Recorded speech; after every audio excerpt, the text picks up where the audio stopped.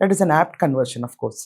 But ఇక్కడ ఆయన అన్నమాట ఏంటంటే, ఒకవేళ మీ యాక్షన్స్ వల్ల పార్టీకి సీట్లు తగ్గితే, ఇప్పుడుకున్న ట్రెండ్లో Jaganmohan Reddy is already in a week position.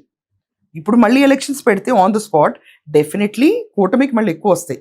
164 కంటే ఇంకొక 2 సీట్లు పెరుగుతాయి, తగ్గు. వీ కెన్ నెవర్ సే మొత్తం 11 అటాచ్ అయిపోతాయి. అది ఖచ్చితంగా అనకూడదు అన్నమాట. మేబీ 1-2 సీట్స్ ఖచ్చితంగా పెరుగుతాయి. ఆయనకున్న కాన్ఫిడెన్స్కి అవి పెరుగుతాయి అనుకున్నప్పుడు 2029 ఎన్నికల్లో కనుక ఒకవేళ తగ్గితే బాధ్యత మీదే అన్నారు. బికాజ్ ఎన్సీబీఎన్ బ్రాండ్ మారలేదు, కూటమి మారలేదు, కానీ కింద పనిచేసే ఎమ్మెల్యేలు మంత్రులు వైఖరి మాత్రం పార్టీని ఎఫెక్ట్ చేస్తుంది. ఇది ఫ్యాక్ట్. వాళ్ళ బిహేవియరల్ ట్రెండ్స్ పార్టీని జనాల మధ్యలో పల్చన చేస్తుంది. ఇది ఫ్యాక్ట్.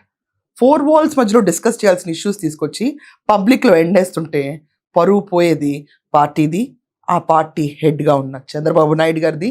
అండ్ ఇప్పుడు ఇక్కడి నుంచి కంటిన్యూ అయితే national working president Nara Lokesh గారి పరువు కూడా దీంతోనే ట్యాగ్ అయి ఉంటుంది.